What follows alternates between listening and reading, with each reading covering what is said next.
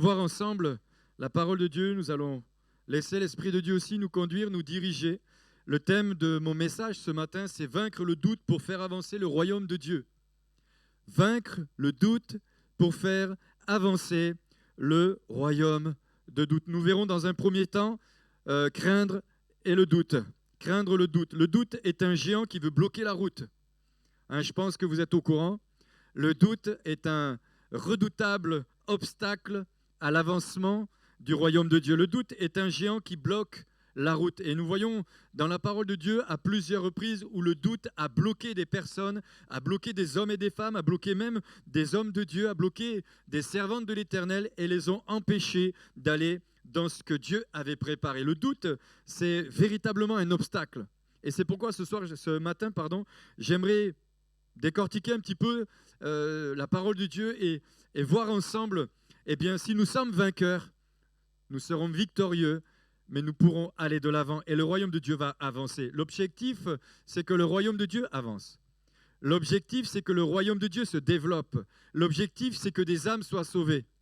Vous êtes d'accord avec moi, non ?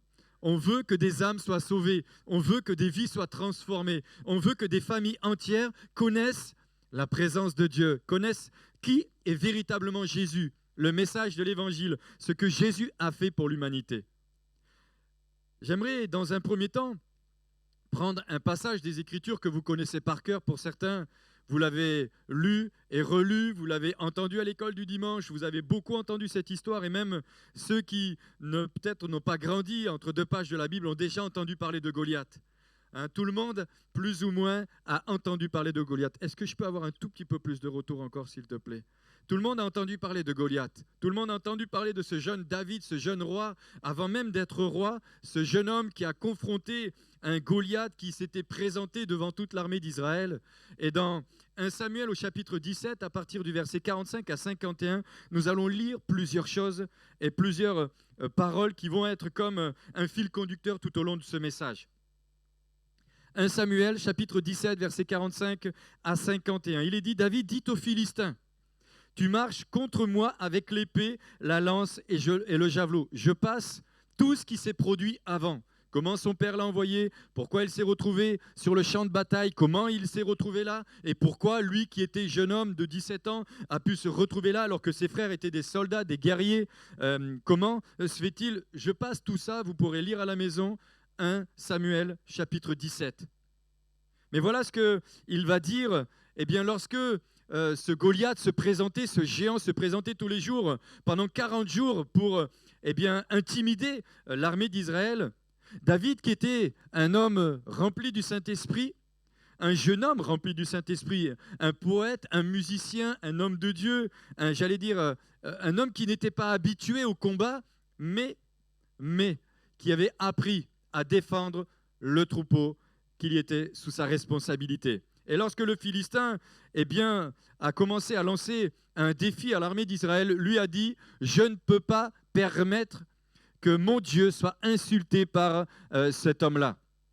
Et donc, il y a toute une démarche avec Saül qui a été entreprise. Saül a voulu lui donner une armure, son armure, mais David s'est rendu compte que l'armure de Saül n'était pas adéquate par rapport à ce que lui, il savait faire. Donc, il s'est débarrassé de l'armure de Saül et il est allé directement confronter ce géant avec des pierres, et particulièrement une fronde et une pierre. Il dira, « Tu marches contre moi avec l'épée, la lance et le javelot. Et moi, je marche contre toi, au nom de l'Éternel des armées, du Dieu de l'armée d'Israël, que tu as insulté. » Cet homme-là ne pouvait pas permettre que son Dieu soit insulté.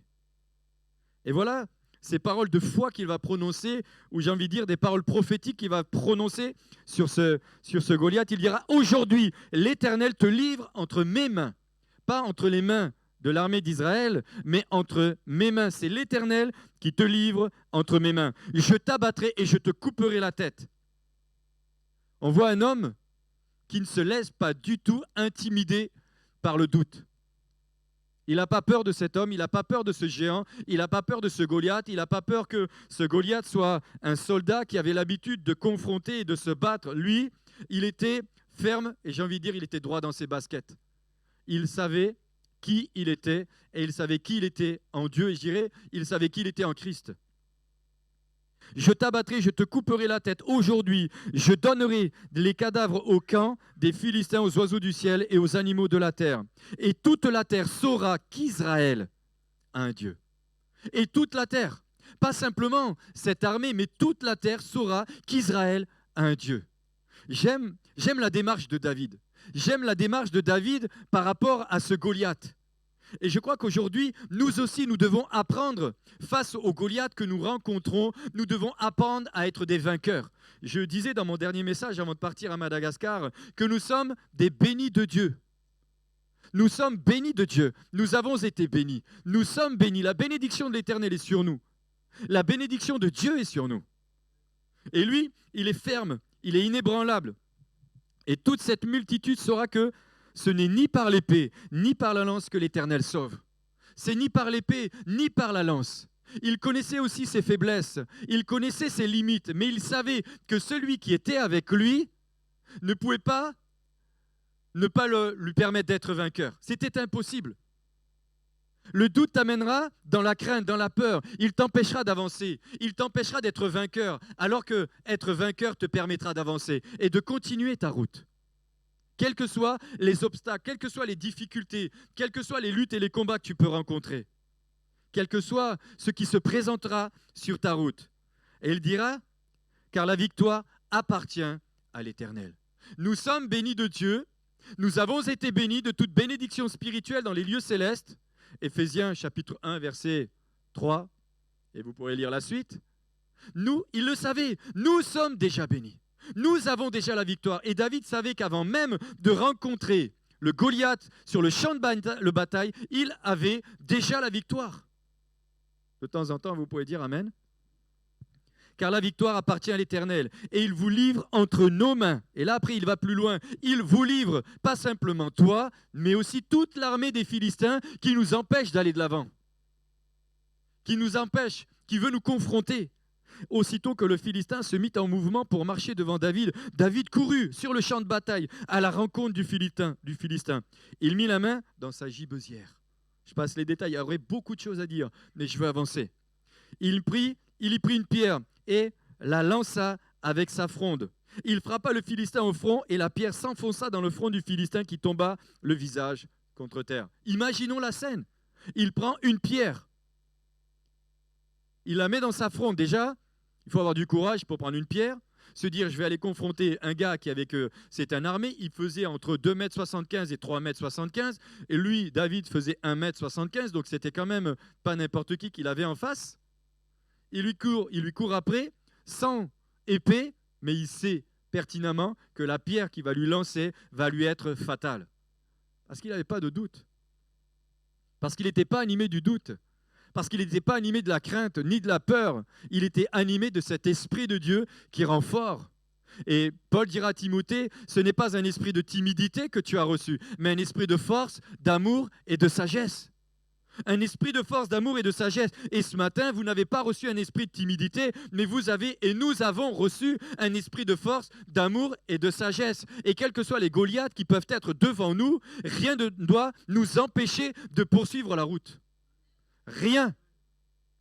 Rien. Pas même les menaces de l'ennemi, pas même les menaces du diable. Rien ne peut nous empêcher de poursuivre la route que Dieu nous a tracée. La Bible dira encore, si Dieu est avec nous, qui sera contre nous? Quels que soient les combats. Et il y a des combats qui sont forts, évidemment. Je ne dis pas qu'il n'en a pas. Je ne dis pas que nous n'avons pas. Je ne dis pas non plus que nous ne les sentons pas. Mais je sais une chose, c'est que rien ne peut nous empêcher de poursuivre la route. Et rien ne pourra empêcher l'Église de l'Épi de poursuivre la route. Et rien ne pourra nous empêcher, en tant que ministère, de poursuivre notre route. Rien. Au nom de Jésus. Ainsi, avec une fronde et une pierre, David fut plus fort que le Philistin. Il le terrassa et lui ôta la vie, sans avoir d'épée à la main. Sans avoir d'épée à la main. C'est fort quand même. Il courut, s'arrêta près du Philistin, se saisit de son épée qu'il tira du fourreau, le tua et lui coupa la tête. Les Philistins, voyant que leur héros était mort, prirent la fuite. Et c'est simplement à ce moment-là que l'armée d'Israël s'est mise à courir derrière le Philistin. Mais jusque-là, l'armée d'Israël était arrêtée non pas par un Philistin, mais elle était arrêtée par un doute.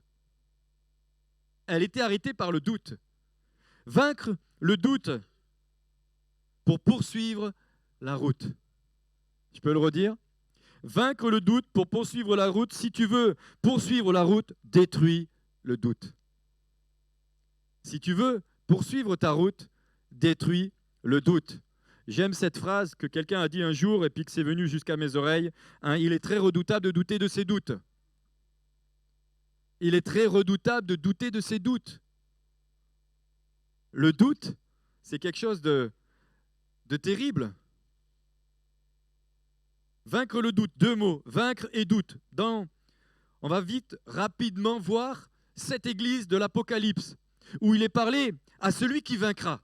Vous connaissez? La Bible parle souvent. Église d'Éphèse, Apocalypse chapitre 2, verset 7, il est dit « Celui qui a des oreilles, entende ce que l'Esprit dit aux églises. À celui qui vaincra, je donnerai à manger de l'arbre de vie qui est dans le paradis. » Je ne prendrai pas le temps de décortiquer chacune des églises, je prendrai juste cette phrase où il est dit « À celui qui vaincra. » À celui qui vaincra. Et l'Esprit de Dieu l'a dit 7 fois aux 7 églises de Laodicée. À celui qui vaincra, je lui donnerai à manger de l'arbre de la vie qui est en paradis. L'église de Smyrne, il est dit, à celui qui vaincra, n'aura pas à souffrir la seconde mort. Il est dit dans Hébreux 9, 27, il est réservé à l'homme de mourir une seule fois, après quoi vient le jugement. Mais à celui qui vaincra, il n'aura pas à souffrir la deuxième mort. L'église de Pergame, toujours Apocalypse chapitre 2, verset 7, celui qui vaincra n'aura pas à souffrir, l'église de Pergame, celui qui vaincra, je donnerai de la manne cachée. La manne, c'est la nourriture, c'est le pain de vie. La manne, c'est Jésus lui-même qui vient et qui nous nourrit. Je donnerai, c'est Jésus dans le ciel, à celui qui vaincra, il donnera de la manne céleste, de la manne cachée, et je lui donnerai un caillou blanc. Et sur ce caillou est écrit un nom nouveau. Vous savez que nous qui sommes en Christ, nous avons un nom nouveau. Céphase est devenu Pierre. À celui qui vaincra. Si tu es vainqueur, tu auras un nom nouveau. Et sur ton front, tu ne regarderas plus le nom d'un tel, mais tu verras un nom nouveau que Dieu lui-même a écrit. Et lorsque nous marchons dans la rue, je peux vous garantir que le monde spirituel sait qui est qui. Il sait qui est qui. Il sait si tu es en lui ou pas. Il le sait.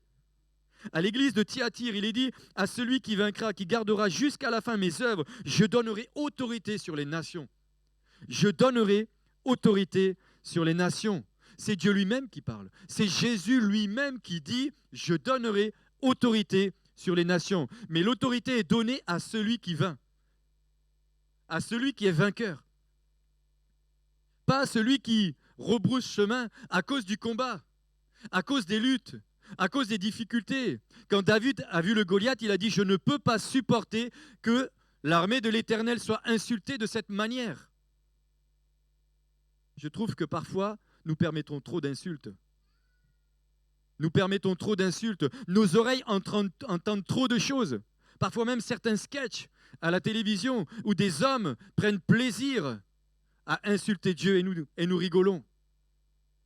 Moi, je rigole pas. Je ne peux pas accepter. Je vais plus loin. Je ferme la parenthèse. À l'église de Sardes, il est dit, celui qui vaincra sera revêtu ainsi d'un vêtement blanc. Il y a un passage dans le Nouveau Testament qui est parlé de cet homme qui va rentrer par la fenêtre et qui va venir s'asseoir au repas des noces, qui n'aura pas le même vêtement que les autres, il sera jeté dehors. Un vêtement blanc. Le vêtement qui est donné à celui qui est vainqueur, mais le vêtement qui est donné à celui qui est en Christ. Celui qui a donné sa vie à Jésus. Celui qui l'a accepté comme étant son Seigneur et Sauveur. À celui qui vaincra, je revêtirai ainsi de vêtements blancs. Je n'effacerai point son nom du livre de vie et je confesserai son nom devant mon Père et devant les anges. Quand nous allons rentrer dans le ciel, il dira, entre dans la joie de ton maître. Entre. Et Jésus sera à la porte, il dira, oui, je le reçois. Edwige, oui, tu peux rentrer. Manu, oui, tu peux rentrer. Il est avec moi, ils sont avec moi. Sylvie, attends, je regarde dans mes fiches. Non. Entre dans la joie de ton maître. Eric, attends un peu là, il y a encore des choses à modifier. Non, je te taquine. Entre dans la joie. Un vêtement blanc. Instantanément, paf, on rentre. Je n'effacerai point son nom du livre de vie. Je confesserai son nom devant mon Père et devant les anges. Devant mon Père et devant les anges. De quels anges il parle? De quel Père il parle? Il parle du Père, du Créateur, du Dieu de l'univers. Mais il parle des anges. Oui, les anges. Les anges. Mais les démons le sauront aussi, parce qu'ils le savent déjà. J'avance. L'église de Philadelphie, à celui qui vaincra, je ferai de lui une colonne. Je ferai de lui une colonne, un pilier dans le temple de mon Dieu. Un pilier, une colonne. Vous imaginez ce que Dieu va faire au travers du vainqueur, de ceux qui ont été vainqueurs, de ceux qui sont vainqueurs. Il fait dans le temple de l'Éternel, dans le temple de Dieu, une colonne, un pilier. On s'appuie sur un pilier. On ne s'appuie pas sur un bambou. On s'appuie sur un morceau de bois, mais il peut être tellement fragile qu'il casse, mais un pilier, une colonne, ça ne plie pas, ça ne cède pas. Dans le temple de mon Dieu. Et il n'en sortira plus. J'écrirai sur lui le nom de mon Dieu et le nom de la ville de mon Dieu, de la nouvelle Jérusalem, qui descend du ciel auprès de mon Dieu, et mon nom nouveau. Il a écrit encore à l'église de Laodicée. À celui qui vaincra, je ferai asseoir avec moi sur mon trône. Je me suis imaginé dans le ciel, assis sur le trône de Dieu, avec moi. Vous imaginez? À celui qui vaincra, je le ferai asseoir sur mon trône. C'est pas sur n'importe quel trône. C'est pas le roi ou un tel ou le président de la République. C'est le trône de Dieu lui-même. Je ferai asseoir. Il sera assis avec moi sur le trône. Mais à celui qui est vainqueur. Comme moi j'ai vaincu et je me suis assis avec mon Père sur son trône, que celui qui a des oreilles entende ce que l'Esprit dit aux églises. À celui qui a des oreilles. Que nos oreilles ce matin encore soient débouchées. Que nos yeux et l'écaille de nos yeux tombent et que nous puissions avoir la véritable révélation de ce que la parole de Dieu veut nous enseigner. Le mot vaincre est un mot qui est utilisé régulièrement dans la parole de Dieu. Et on l'a vu particulièrement aux 7 églises de l'Apocalypse. Vaincre, c'est tenir, réussir, gagner, recevoir le fruit de son travail, recevoir le salaire de son dur labeur. Et si peut-être sur cette terre, nous vivons des temps et beaucoup de temps difficiles, nous recevrons la couronne de gloire. Nous avons fait les ensevelissements d'un ami à nous, juste la veille de mon départ, le 16, un ami de longue date qui est parti alors qu'il avait 53 ans. Et le Seigneur m'avait donné ce texte dans la parole de Dieu. C'était 2 Timothée chapitre 2 verset 4, 7. J'ai combattu le bon combat, j'ai achevé la course, j'ai gardé la foi. Désormais, la couronne de justice m'est réservée. Désormais, la couronne de justice m'est réservée. C'est recevoir, c'est être vainqueur. C'est recevoir cette couronne que Dieu nous a préparée. Et nous serons couronnés. D'ailleurs, il y a un petit chant qui dit, ou je ne sais pas si vous vous souvenez, « Je serai couronné, je serai couronné dans... » Tu t'en souviens? Vas-y. Tu t'en souviens plus des paroles. Bon, bref. Qui c'est qui s'en souvient? Ce vieux cantique qu'on chantait à l'époque, en 1914. Hein, on le chantait déjà à l'époque. Hein, chantait, il était bien. Je serai couronné, je serai... Non. Bon, bref, allez, c'est pas grave. Hop, on continue. À celui qui vaincra. 2 Timothée 4, 7 et 8. Oui, tenir ferme, réussir, gagner, recevoir le fruit de son travail, recevoir le salaire de son dur labeur, avoir une position de victoire. C'est ça être vainqueur. Avoir une position de victoire, assis sur le trône de mon Père, assis en vainqueur. Waouh, voilà. À la fin de mon voyage, je serai couronné, je serai couronné, je serai couronné. À la fin de mon voyage, je serai couronné dans la... Quel bonheur, quel bonheur, quel bonheur, quel bonheur. À la fin de mon voyage, je serai couronné dans la cité de Dieu. Ah, je savais bien qu'il y avait des vieux combattants avec moi. Ou non, mais les jeunes, ne nous en voulez pas. Vous n'étiez pas nés, nous on est là depuis 1900, quelque chose. Mais rassurez-vous, Jésus revient bientôt.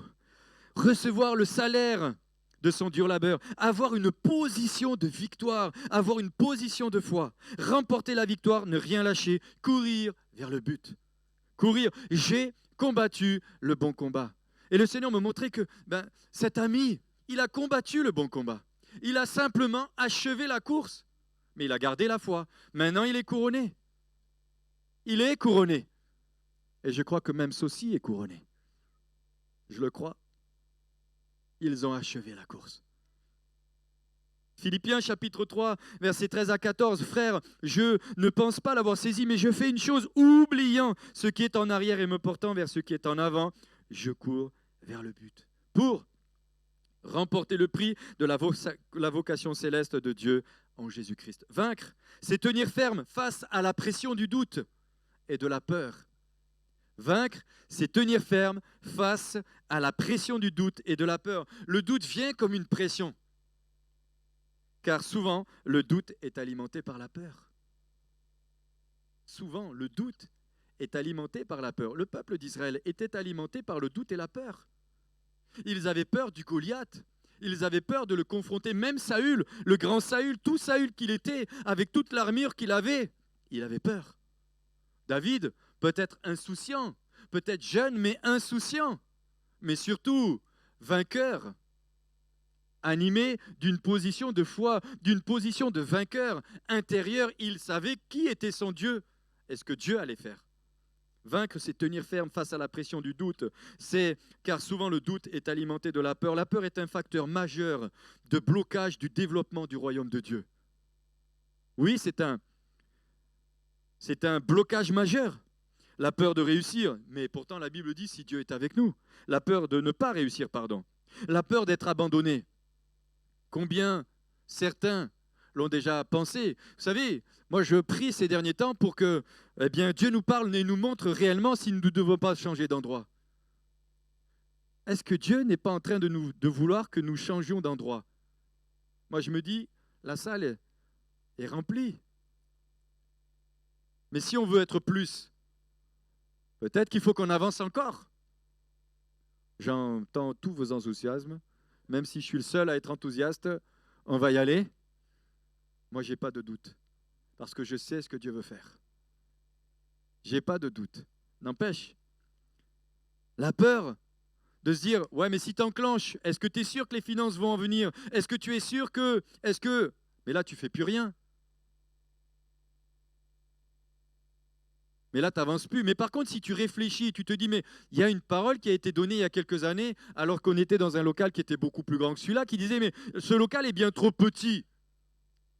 Donc c'est bien qu'à un moment donné, il va falloir qu'il se passe quelque chose. Ou alors, il va falloir qu'on fasse 10 cultes. Amen.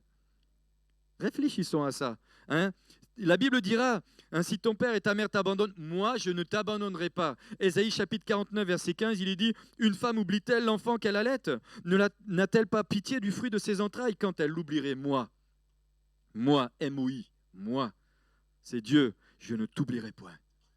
Voici, je t'ai gravé sur mes mains, tes murs sont toujours devant moi. Moi, je crois que Dieu aime les audacieux, pas les prétentieux, les audacieux. Et David n'était pas un prétentieux. David n'était pas un but de sa personne. David avait de l'humilité, mais David savait qui il était en Christ.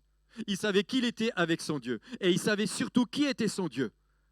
Et ce n'est pas le doute, ni l'intimidation de ses frères qui l'ont empêché de détruire le Goliath. Mais il a vaincu le doute et il a poursuivi sa route. Waouh! La peur de s'engager. Vous pourrez lire Romains 8, 34 à 35. Si quelqu'un veut venir après moi, dira la parole de Dieu, qu'il renonce à lui-même et qu'il se charge chaque jour de sa croix.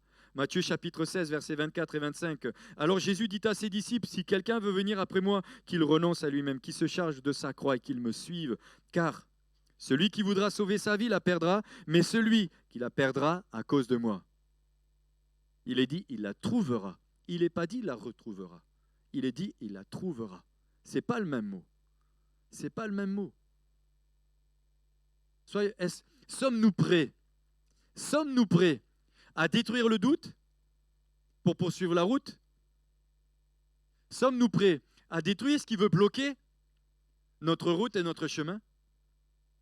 Parce que si nous avons un peuple nombreux dans cette ville, comme Dieu nous l'a dit, il va bien falloir qu'on les mette quelque part. Il va bien falloir qu'on mette en place certaines choses qui vont permettre que ces bien-aimés puissent s'épanouir, se développer et grandir aussi dans la foi. Je suis en train de réfléchir. Je voudrais mettre des projets, de l'enseignement en place. Et depuis des années, je réfléchis à mettre en place un certain enseignement. Je vais à Madagascar, je rencontre celui qui est international, le responsable. Et je rencontre avec lui celui qui est responsable en France. Je me dis, mince, peut-être un clin d'œil de Dieu. Il y a peut-être quand même quelque chose à creuser là derrière. C'est pour ça que j'ai déjà sollicité au moins 2 personnes. Je n'ai pas cité leur nom. Mais je me dis qu'il y a quelque chose à faire. La peur de se tromper de personne. La peur peut être réelle ou imaginaire. Tu as peur de rater le train, tu as peur de rater l'avion, tu as peur de... Et des fois, quand tu fais la liste de toutes les peurs, au bout d'un moment, tu es fatigué rien que par les peurs. Ça vous est jamais arrivé? Et la peur de ceci, et la peur de cela. Waouh, des fois c'est fatigant. Il y a des bonnes peurs aussi et des mauvaises peurs. Certaines peurs peuvent être évitées par des problèmes certaines peurs peuvent éviter des problèmes très regrettables. La peur de rater un train, par exemple. La peur est une émotion qu'il faut gérer. Et nous avons dans Galates au chapitre 2, au verset 22, où il est parlé des fruits de l'esprit. Mais le fruit de l'esprit, c'est l'amour, la joie, la paix, la patience, la bonté, la bénignité, la fidélité, la douceur, la tempérance, qui veut dire la maîtrise de soi. La peur est une émotion que nous devons aussi apprendre à maîtriser. Je l'ai dit tout à l'heure, si nous devons apprendre à maîtriser la peur, nous devons aussi apprendre à maîtriser le doute. Même s'il y a de bons doutes. Lorsque Thomas a douté de la résurrection du Seigneur, c'est pas mauvais parfois de dire « Seigneur, j'ai du mal à comprendre. Est-ce vraiment toi qui m'as dit que je dois me marier avec cette personne? Est-ce que vraiment c'est toi qui m'as dit d'aller dans cet endroit? Est-ce que c'est toi qui me permet de faire ce que moi j'ai envie de faire? Ou est-ce que c'est moi qui ai ce désir de le faire? Est-ce que c'est mon ambition personnelle ou est-ce que c'est ton ambition, Seigneur? Un jour, on m'a reproché de vouloir une grande église. On m'a reproché ça un jour. Il dit, mais moi, je veux juste ce que Dieu veut me donner. Si mon Père dans les cieux veut me donner une belle voiture, qu'il me la donne. Au plus il m'en donne, au plus j'en donne. Au plus je reçois, au plus je vais en donner. Mais Paul a dit, je sais vivre dans la disette et je sais vivre dans l'abondance. Mais je ne veux pas non plus prendre le risque d'offenser mon Père parce que des hommes ne veulent pas ce que Dieu veut nous donner. C'est leur affaire, c'est leur problème. Vous me suivez? La peur peut être aussi une confrontation démoniaque. Oui, des esprits de peur agissent pour combattre les enfants de Dieu. Et vous aurez ces combats, vous aussi. Vous aussi, vous serez confrontés par le doute et la peur. Bien sûr que l'ennemi essayera. Mais c'est vous qui devez être vainqueurs. C'est nous qui devons être vainqueurs. Et il y a des victoires qui se remportent seules et il y a des victoires qui se remportent ensemble. C'est pour ça que nous nous retrouvons dans la prière. C'est pour ça que nous prions ensemble. C'est pour ça que nous jeûnons. Et c'est pour ça que régulièrement nous vous invitons à venir prier avec nous. Le mardi par exemple, le mardi matin, le jeudi il y a l'intercession. C'est comme ça qu'on remporte la victoire. Maintenant, nous allons voir. L'ennemi, utilise la peur comme frein pour freiner l'œuvre de Dieu. Voyons maintenant ce qu'est le doute. Thomas, le disciple de Jésus, a douté de la résurrection du Seigneur Jésus. Jean chapitre 20, versets 24 à 29, Thomas, appelé Didyme, l'un des 12, n'était pas avec eux lorsque Jésus vint. Les autres disciples lui dirent donc, « Nous avons vu le Seigneur. » Mais il leur dit, « Si je ne vois dans ses mains la marque des clous, et si je ne mets dans mon doigt la marque des clous, et si je ne mets ma main dans son côté, je ne croirai pas. » Thomas avait besoin, vous pourrez lire la suite, et juste un petit peu plus tard, 8 jours après, le disciple de Jésus était de nouveau dans la maison et Thomas se trouvait avec eux. Jésus vint, les portes étant fermées. Lui, il passe les portes, il était ressuscité. Se présenta au milieu d'eux et dit, la paix soit avec vous. La paix, c'est le shalom, la paix de Dieu. Puis il dit à Thomas, avance ici ton doigt et regarde mes mains. Avance aussi ta main et mets-les dans mon côté. Et ne sois pas incrédule, mais crois. Ne sois pas incrédule, mais crois. Thomas lui dit, mon Seigneur et mon Dieu. Jésus lui dit, parce que tu m'as vu, tu as cru. Heureux ceux qui n'ont pas vu et qui ont cru. Le doute, c'est le contraire de la foi. Le doute, c'est le contraire de la foi, parce que la foi, c'est l'absence totale de doute. Le je crois, un point, c'est tout. Et comme dirait Jean Ballet, un point, je crois, un point, un trait. Un point, un trait. Il n'y a rien de plus à rajouter. Je crois. Et pourquoi on veut rajouter encore? Je crois.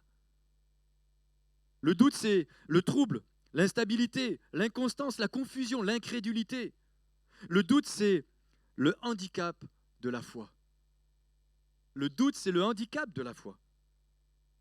C'est la remise en question de ce que Dieu dit. C'est la remise en question de ce que la parole de Dieu nous est dit. C'est si je doute, eh bien, c'est ne pas croire Dieu, ce n'est pas croire la parole de Dieu, c'est faire en réalité Dieu menteur. Est-ce que Dieu a réellement dit? Oui, Dieu a dit. David ne s'est pas posé 15 questions. Il a vu le Goliath, il a dit, moi, je vais le détruire. Allez les gars, il est où? Bon, allez, j'y vais. Rassurez-vous, j'y vais. Stop, c'était tout. Il n'avait pas besoin de tergiverser, il n'avait pas besoin de se poser 15 millions de questions. Ce n'était pas un homme aguerri dans la guerre, c'était simplement un jeune homme qui était déterminé. Il savait qu'il allait aller d'un point A au point B. Un point, un trait. La foi, c'est une conviction. C'est l'assurance, c'est la démonstration, c'est la certitude. La foi, c'est voir avant de voir. Vous êtes prêts? Là, j'y vais. 3 phrases. La foi, c'est voir avant de voir. Vous avez 3 minutes.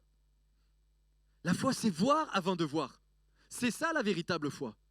David, elle a dit, David, je vais venir et tu vas être livré entre mes mains et entre nos mains. Et hop, stop, et je vais te couper. C'est ça la foi. La foi, c'est voir sans voir. La foi, c'est croire sans voir. Nous voulons toujours tout voir.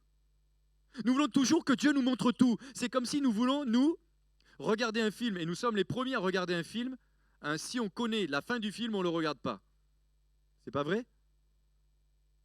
Et en ce qui concerne la foi et en ce qui concerne notre marche avec le Seigneur, il nous faut toujours dire au Seigneur, dis-nous déjà la fin. Mais non, le Titanic, moi je ne le regarde plus, je l'ai déjà vu. Je sais qu'à la fin, le bateau il coule. Mais ce n'est pas intéressant, je connais la fin. En plus, tu passes 3 heures devant, il y a autre chose à faire. Mais tant que je ne le savais pas, ou tant que je ne l'avais pas su, j'ai regardé.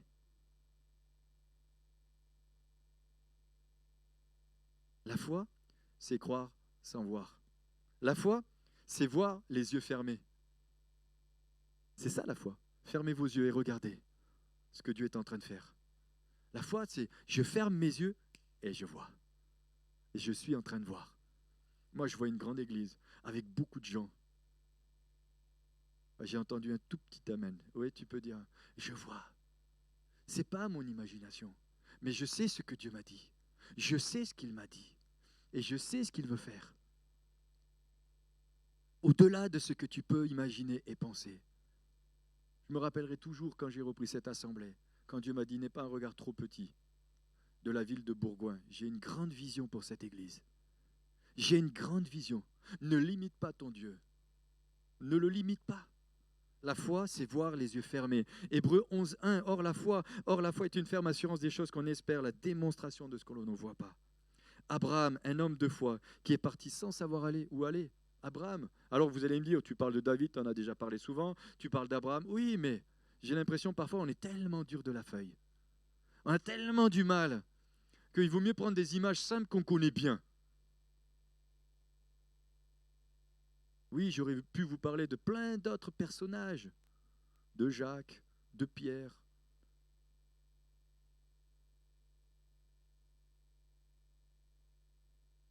Du serviteur d'Abraham, de Géasi aussi, d'Élie ou d'autres. Non, j'ai pris Abraham. Abraham, il est parti sans savoir où il allait. Genèse chapitre 12, versets 1 à 4. L'Éternel dit à Abraham, va-t'en de ton pays, de ta patrie, de ta maison et de ton père, dans le pays que je te montrerai. J'ai toujours été fasciné par cet homme.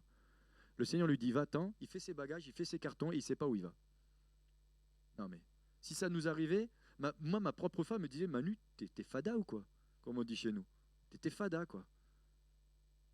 Et tu fais quoi? Ben, Dieu m'a dit, je vais partir. Mais moi, il m'a encore... Rassure-toi. Te fais pas de soucis. Moi, j'imagine là-haut, quand Romain fait ce genre de scène à la maison. Qu'est-ce que tu fais, Romain? Je suis en train de faire les bagages. Pourquoi? Ben, on va partir. Où?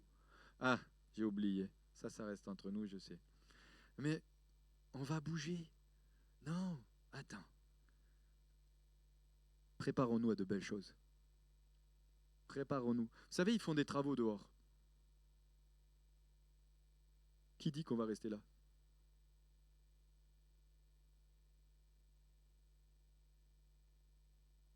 Nous, on avance. Vous sentez l'onction? Vous sentez la présence de Dieu? C'est Dieu qui décide. À nous d'être obéissants. À nous d'être sensibles. À nous à ne pas nous laisser arrêter par le doute. À nous à ne pas nous laisser arrêter par les obstacles que l'ennemi veut mettre. Oui, mais est-ce que tu es sûr? Oh, mais l'Éternel pourvoira. On le prêche. Il est Yahvé Rapha, alléluia, il pourvoit. Ben alors. Hein? Il est Yahvé Jiré, il est Yahvé Rapha, il est Yahvé Tzidkinu. L'Éternel qui guérit, Yahvé Rapha. Amen. Je continue encore. Je ferai de toi une grande nation. Je te bénirai, je rendrai ton nom grand et tu seras une source de bénédiction. Vous vous rappelez? Je suis béni de Dieu. Une source de bénédiction. J'avance. Jésus s'adresse à Marthe et lui dit, ne t'ai-je pas dit que si tu crois, tu verras la gloire de Dieu? Ne t'ai-je pas dit, Jean 11, 39 à 40, le semeur, écoutez bien, le semeur, quand il sème bien par la foi. Quand il va dans la rue, enfin pas dans la rue, pardon. Oui, s'il va dans la rue, il ne va pas récolter grand-chose. Mais s'il va dans son champ et qu'il a fait tout ce qu'il fallait, quand il sème, il ne se dit pas, quand il rentre à la maison, purée, ça ne va pas marcher, mince.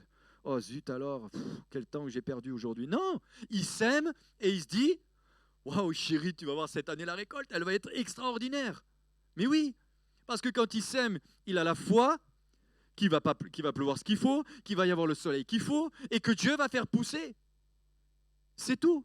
Je me rappellerai toute ma vie, une fois j'ai été enseigné à l'école biblique pas à N'Djamena, à Koumra, dans le sud du Tchad. Et à un moment donné, j'ai enseigné sur la prière et j'ai dit aux étudiants, vous allez aller dans votre champ et vous allez prier pour la prochaine récolte. Ils sont allés prier pour la prochaine récolte. Au moment de la récolte, ils m'ont téléphoné, ils m'ont dit, cette année, on a eu 5 fois plus que d'habitude dans la récolte. 5 fois plus. Et ils m'ont dit, sans les sacs. Avant, ils rajoutaient les épluchures et tout, etc. Sans. C'était 5 fois plus. Le semeur, il sort dans l'espoir de récolter. Et nous, parfois, nous sortons dans l'espoir de quoi? Marc chapitre 4, versets 3 à 30. Je ne vais pas le lire. Les disciples ont vécu l'incrédulité aussi lorsqu'il a fallu chasser un démon. Matthieu chapitre 17, versets 14 à 21. Lorsqu'ils furent arrivés près de la foule, un homme vint se jeter à genoux devant Jésus et dit, Seigneur, aie pitié de mon fils qui est lunatique et qui souffre cruellement. Il tombe souvent dans le feu et souvent dans l'eau. Je l'ai amené à tes disciples et ils n'ont pu le guérir. Race incrédule et perverse. Écoutez bien, moi, quand j'écoute Jésus parler, des fois je me dis, si nous on dit 1/10 de ce qu'il a dit à certaines personnes, mais on se fait lapider. Il va dire à ses disciples, race incrédule et perverse. Jusqu'à quand serai-je avec vous? Waouh!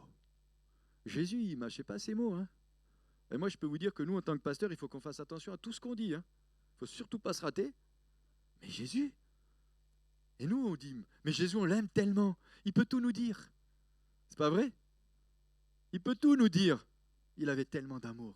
Alors on peut dire, oui mais toi t'as pas autant d'amour que Jésus. Ça quand même, ça se développe. Hein. Mine de rien. On vous aime sérieusement. Hein. Amenez-le-moi ici. Jésus parla sévèrement au démon qui sortit de lui et l'enfant fut guéri à l'heure même. Guéri à l'heure même. Instantanément. Bam, bingo. Alors le disciple s'approcha de Jésus et lui dit, partout, pourquoi n'avons-nous? Et il va lui dire, c'est à cause de votre incrédulité. Vous n'avez pas cru? Vous n'avez pas cru que vous aviez la puissance pour chasser ce démon et pour délivrer cet homme, cet enfant. Vous n'avez pas cru, alors que vous avez la puissance. La femme à la perte de sang, il ne fallait pas que je l'oublie quand même. Elle s'est dit, si simplement je puis toucher le vêtement de son vêtement, si je puis toucher simplement le bord de son vêtement. Vous savez, j'étais à Tamatave, on ne m'a pas dit, est-ce que Manu, tu es d'accord d'aller prêcher dans la rue? Non. On m'a dit, Manu, tu prêches tout à l'heure dans la rue. On était tous ensemble, à plusieurs. Allez, on est monté dans ce petit machin, et je me suis dit, waouh. Je me rappellerai aussi une fois, on était au Guatemala. Et on m'a dit, tiens, Manu, c'est bien, tu prêches. Simon te traduit. Tu te rappelles Simon? On était dans la rue. Moi, je ne parle pas un mot d'espagnol, pas un mot d'anglais, même sous la torture. Et Simon m'a traduit.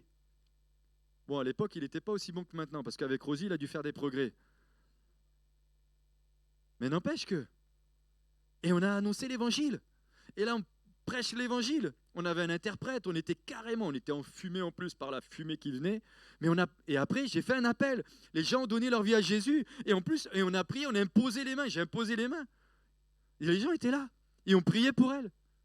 Bon, après, on est parti. Il y avait une femme qui avait un drôle de problème à la cheville. Elle marchait mieux. J'espère qu'elle a été guérie. Allez. Il y a des choses fondamentales ou fondamentaux, des choses fondamentales qu'il faut qu'on retrouve. Soyons dans la simplicité. La femme à la perte de sang, elle a dit, si je le touche, je suis guéri. Stop, point barre. Elle ne s'est pas dit, si jamais, peut-être. Je passe les détails de tout le contexte, on en reparlera plus en détail. Le royaume de Dieu se manifeste là où il y a la foi. Le royaume de Dieu se manifeste là où il y a la foi. Matthieu 12, 28. Mais si c'est par l'Esprit de Dieu que je chasse les démons, c'est donc que le royaume de Dieu est au milieu de vous. Et je vous dis que les démons sont chassés aussi ici. Mais nous voulons surtout que la vie d'esprit se manifeste. Mais la vie de l'esprit se manifeste aussi par l'expulsion des démons. 1 Corinthiens chapitre 4, verset 20. Car le royaume de Dieu ne consiste pas en parole, mais en puissance. Pas en parole, mais en puissance. Luc chapitre 17, versets 20 et 21. Les pharisiens demandèrent à Jésus, quand viendra le royaume de Dieu? Il répondit, le royaume de Dieu ne vient pas de manière à frapper les regards. On ne dira point, il est ici ou il est là, car voici, le royaume de Dieu est au milieu de vous. Le royaume de Dieu est au milieu de vous.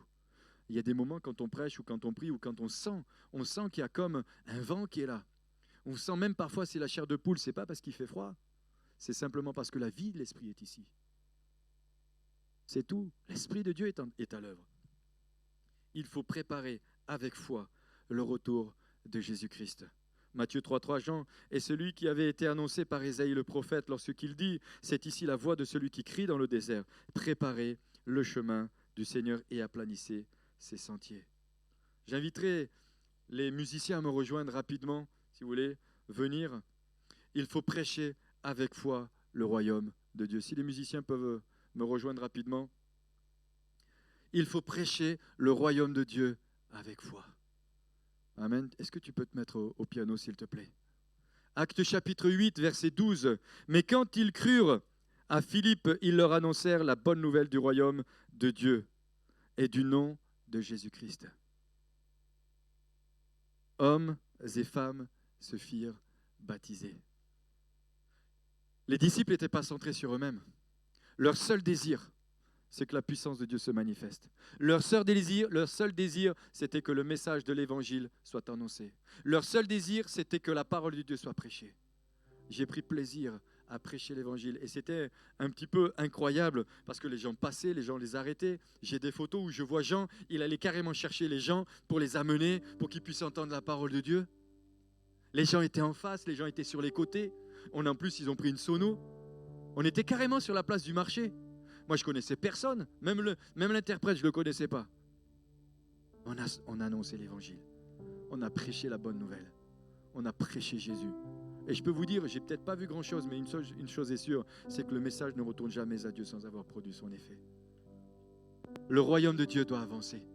Et pour qu'il avance, il faut vaincre le doute. Il faut détruire le doute. Le doute est un piège. Le doute est quelque chose que l'ennemi veut insuffler dans les cœurs pour empêcher le peuple de Dieu d'avancer, pour vous empêcher aussi d'avancer, pour nous empêcher d'avancer et de rentrer dans tout ce que Dieu à préparer. Pour le 31, pour ceux qui étaient là, j'ai dit une année de grâce du Seigneur. Et je ne sais plus avec qui je parlais, qui me disait, mais d'autres serviteurs de Dieu ont pris les mêmes textes, ont parlé d'une année de grâce. C'est une année de grâce. Oubliant ce qui est en arrière et se portant vers ce qui est en avant. Je cours vers le but pour remporter le prix de la vocation céleste. Pour remporter le prix de la vocation céleste. Actes chapitre 22, 28, versets 22 et 23, il est dit « Mais nous voudrions apprendre de toi ce que tu penses, car nous savons que cette secte rencontre partout de l'opposition. » Et ils lui fixèrent un jour, et plusieurs vinrent le trouver dans son logis. Paul leur annonça le royaume de Dieu en rendant témoignage et en cherchant par la foi, par la loi de Moïse et par les prophètes, à les persuader de ce qui concerne Jésus. L'entretien dura depuis le matin jusqu'au soir. Moi, quand je lis ça, je me dis, est-ce que les croyants aujourd'hui sont capables de rester du matin jusqu'au soir pour écouter la parole de Dieu? Est-ce que les croyants aujourd'hui sont capables de s'investir dans les églises, dans nos églises, ou est-ce que chacun reste là où il a envie de rester? Le peuple doit, ensemble, être unis pour annoncer le message de l'Évangile. Il faut garder de l'endurance dans l'annonce du royaume de Dieu. Ce n'est pas simple, mais c'est possible. Acte 14, 22, fortifiés dans l'esprit des disciples, les exhortant à persévérer dans la foi et disant que c'est par beaucoup de tribulations qu'il faut entrer dans le royaume de Dieu. C'est par beaucoup de tribulations, mais c'est possible. Et ce matin, comme je l'ai dit, vaincre le doute pour faire avancer le royaume de Dieu. Soyons un peuple de vainqueurs. Soyez vainqueurs sur le doute, sur la peur, sur ce qui peut vous empêcher de poursuivre et de marcher. Est-ce qu'on peut se lever un instant? Seigneur, merci pour ta parole. Merci pour ta parole.